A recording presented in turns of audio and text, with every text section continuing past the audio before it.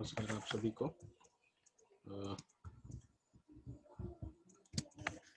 Practicals के बारे में बहुत लंबे टाइम से चल रहा था कि भाई प्रैक्टिकल्स के बारे में तो लेक्चर नहीं दिया गया, तो आज हम प्रैक्टिकल्स के बारे में बात करेंगे।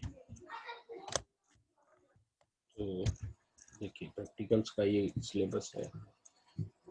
जैसा कि आपने बुक्स में देख लिया होगा प्रैक्टिकल्स के सिलेबस के बारे में, तो आज प्रैक्टिकल्स के बारे में कुछ बात करेंगे, कुछ टॉपिक्स के बारे में।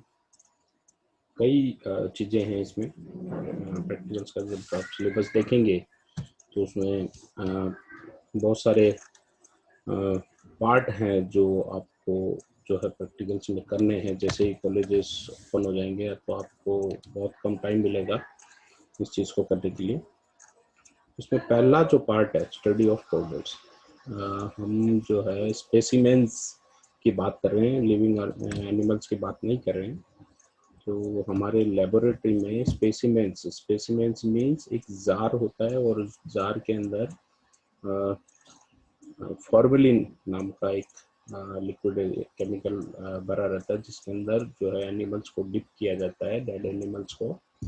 ये एनिमल्स जो है वो डिफरेंट स्पीसीज पे, क्योंकि आपके कोर्स में कोडेट्स हैं, तो कोडेट्स से संबंधित जितने भी एनिमल्स होंगे वो स्पेसिमेन के रूप में आपको लेबोरेटरी में मिलेंगे, जिनकी आपको स्टडी करनी है। उसमें आपको क्या करना है, आपको एक तो उनका क्लासिफिकेशन, उनको आइडेंटिफाई करना, आइडेंटिफिकेशन, और तीसरा है उनको फाइल में बनाना, जो मैं आपको धीरे धीरे बताता रहूँगा कि किस प्रकार से आपको फाइल बनानी है। तो आइडेंटिफिकेशन में आपको एनिमल को पहचानना आना चाहिए, किस फाइलम का है वो पता होना चाहिए, किस क्लास का है वो पता होना चाहिए। तो इस प्रकार से आपको उसको आइडेंटिफाई करना है, पहले उसको देखना है, फिर उसको जो है उसको आइडेंटिफाई करेंगे, फिर उसका क्लासिफिकेशन देखेंगे। तो ये सब चीज़ें लेबोरेटरी वर्क के अंतर्गत मैं आपको बताऊंगा। जिसमें आपके जो कोडेट्स में है, एक तो है जो प्रोटोकोडेट्स हैं कुछ, फिर यूकोडेट्स हैं कुछ, कुछ फिशेज हैं, एम्फीबिया हैं, रेप्टिलिया है और मैमेलिया है। मैमेलिया में भी वो मैमल्स हैं जो कि प्रिमिटिव मैमल्स हैं। देखिए, बैट है, लोरिस है, स्केलिया इंडेटर है, आर्कोप्टेरिस। कुछ मॉडल्स भी हैं जो डेड हो चुके हैं, यानी कि जो अभी नहीं है, वो भी आपको मॉडल्स के रूप में आपको लेबोरेटरी में मिलेंगे जिनका। दूसरा है परमानेंट स्लाइड्स, इसकी आपको स्टडी करनी है। देखिए, माइक्रोस्कोप के नीचे आपको इन स्लाइड्स को देखना है। यहाँ देखिए कई जगह वीएस लिखा हुआ है, कई जगह टीएस लिखा हुआ है। तो टीएस मीन्स ट्रांसवर्स सेक्शन, किसी भी टिश्यू का जो ट्रांसवर्स सेक्शन होता है वो टीएस कहलाता है। VS vertical section. एक और होता है WM, wall mount. Wall mount means अगर हम किसी टिश्यू को, किसी एनिमल को कट नहीं कर सकते या बहुत ही छोटा है, तो उसको पूरे के पूरा ही हम उसको स्लाइड में चेंज कर देते हैं, यानी उसको उसकी स्लाइड बना देते हैं। उसे हम वॉल माउंट या डब्ल्यूएम कहते हैं। तो ये चीज़ें आपको थोड़ी सी याद रखनी पड़ेगी। फिर डाइसेक्शन। डाइसेक्शन लगभग समाप्त कर दिया गया है, खत्म कर दिया गया। तो हम आपको जो है क्लास में मॉडल्स के रूप में, चार्ट के रूप में, कंप्यूटर के रूप में, कंप्यूटर डाटा के रूप में, कंप्यूटर इमेजेस के रूप में हम आपको इसके बारे में बताएंगे। जो मेरी कुछ क्लासेस जो अभी चलेगी प्रैक्टिकल्स की, इसमें भी मैं आपको डाइसेक्शन के कुछ वीडियोस में आपको बताऊंगा, या कुछ तरीके बताऊंगा जिनके सहायता से आप डाइसेक्शन को अच्छी तरह से समझ सकते हैं। डाइसेक्शन का मतलब होता है किसी भी एनिमल को काट कर, उसको कट करके, उसकी एक तरह से कहें तो सर्जरी करके हम उसके अंदर के इंटरनल ऑर्गन्स को देखते हैं, यानी कि उसके एनाटॉमी को देखते हैं, उसके इंटरनल ऑर्गन की स्ट्रक्चर को देखते हैं। हम कई बार उन ऑर्गन्स को बाहर भी निकाल लेते हैं, फिर उनको स्टडी करते हैं। तो ये एक डाइसेक्शन का पार्ट है। क्योंकि ये बंद हो चुका है तो हम उसको चार्ट या मॉडल्स के रूप में देखते हैं। चौथा पार्ट आपका आता है परमानेंट माउंटिंग। परमानेंट माउंटिंग वास्तव में क्या है? परमानेंट माउंटिंग प्रोसेस है जो आप फर्स्ट ईयर से करते आ रहे हैं, पर सेकेंड ईयर में भी आपको करना है। अगर नहीं किया है आपने तो मैं आपको इन आगे वाले वीडियोस में ये चीज़ें बताता रहूँगा कि किस प्रकार से ये परमानेंट माउंटिंग करते हैं। इसमें हम क्या करेंगे, स्लाइड बनाएंगे। स्लाइड बनाने का तरीका आपने फर्स्ट ईयर में किया होगा, नहीं तो मैं और आपको बताता रहूँगा। पांचवा है ओस्टियोलॉजी।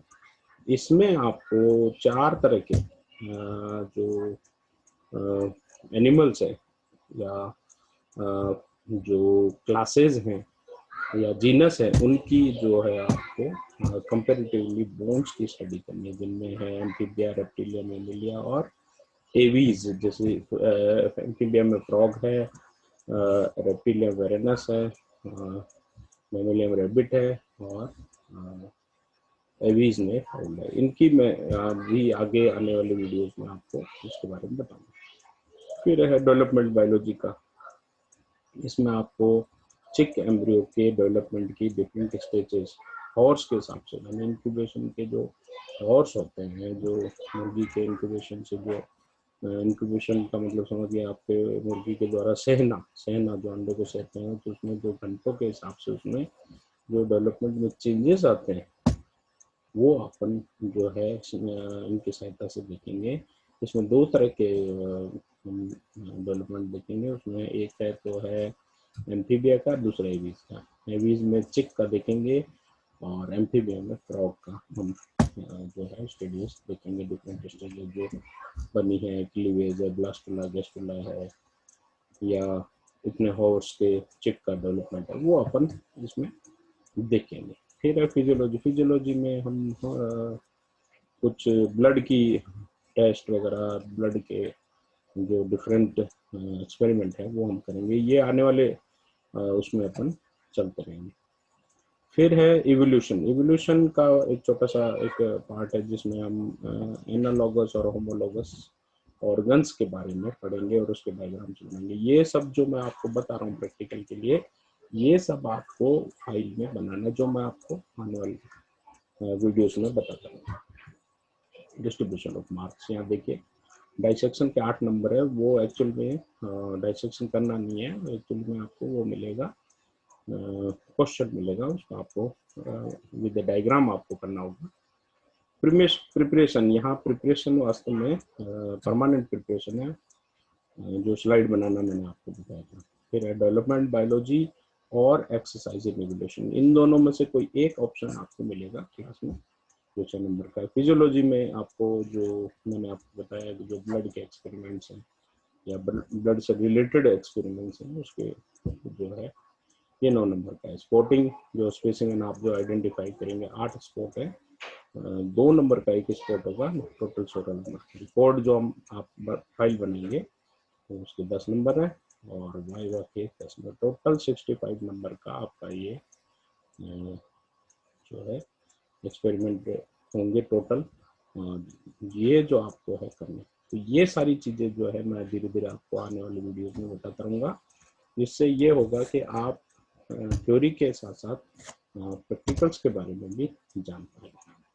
आज हम शुरू करते हैं। पहला एक सिंपल सी बात मैं आपको बताना चाहूँगा। देखिए यहाँ पर जब आप लेबोरेटरी में जाते हैं तो सबसे पहली चीज़ जो आप देखते हैं वो है माइक्रोस्कोप।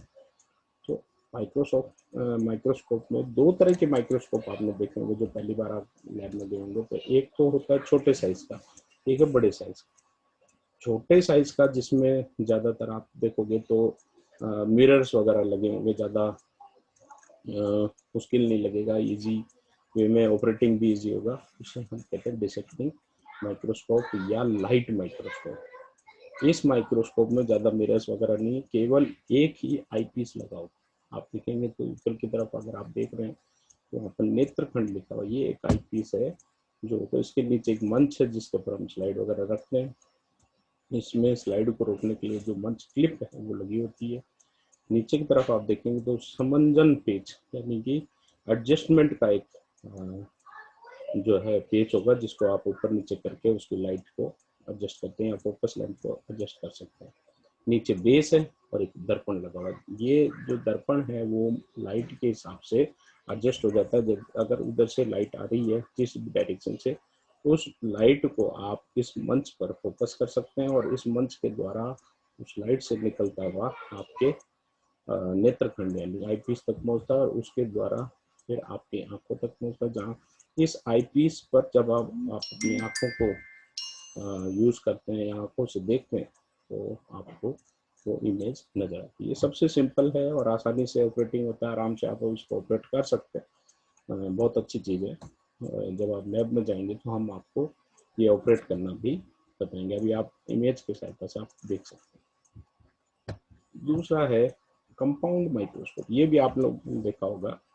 इसमें जो है, इसमें एक से ज़्यादा लेंसेज का उपयोग किया जाए। जिसमें आप देखिए डायग्राम में आप देख रहा होगा कि एक नली क्यूब लाइक स्ट्रक्चर होती है जो ऊपर की तरफ होती है। इसमें एक तो होता है आईपीस, दूसरा नीचे की तरफ देखेंगे तो उसे अभिदर्शक कहेंगे। आईपीस वो जिससे आप देखेंगे और नीचे अभिदर्शक वो है जो कि आपके जो आपने स्लाइड लगाई है, टिश्यू रखा है या कोई भी मटेरियल जिसको आप देखना चाहते हैं वो उसके ऊपर रहेगा।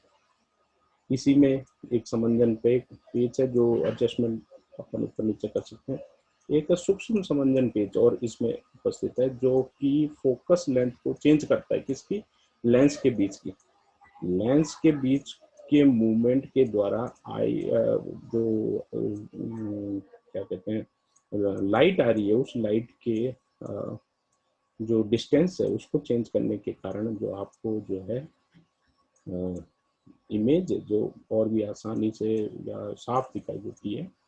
इसको एडजस्ट करके आप उसको इमेज को चेंज कर सकते हैं। ब्लर से क्लियर हो जाती है। जब आप उसको एडजस्ट करेंगे तब आप देखेंगे। नीचे मंच है जिसके ऊपर वही स्लाइड रखते हैं और उसको लेकर जाते हैं। इसके नीचे की तरफ अगर आप देखेंगे तो एक पटल है जिसमें पटल में आप लाइट की इंटेंसिटी यानी कि उसकी तीव्रता को कम और ज़्यादा कर सकते हैं। एक छोटा सा पेच लगा रहता है जिसको आप मूव करके ज़्यादा और कम लाइट को कर सकते हैं। यदि आप ऐसी जगह पर मौजूद है जहाँ पर लाइट बहुत ज़्यादा है तो उसको कम भी कर सकते हैं और कम को ज़्यादा। इसके जस्ट नीचे आपको एक दर्पण नजर आएगा। दर्पण से आप लाइट के जो डायरेक्शन है उसको चेंज कर सकते हैं या डायरेक्शन कर सकते हैं। किधर से कहीं से लाइट आ रही तो उसको एडजस्ट कर सकते हैं। क्योंकि इसमें कई कंपाउंड चीजें हैं और इसमें इसकी जो कैपेसिटी है किसी माइक्रो ऑर्गेनिज्म को, माइक्रो टिश्यू को, माइक्रो सेल को देखने की, वो लाइट माइक्रोस्कोप से ज्यादा है। इसलिए इसे कंपाउंड माइक्रोस्कोप भी कहते हैं। आने वाले स्लाइडों में मैं आपको इसके बारे में और भी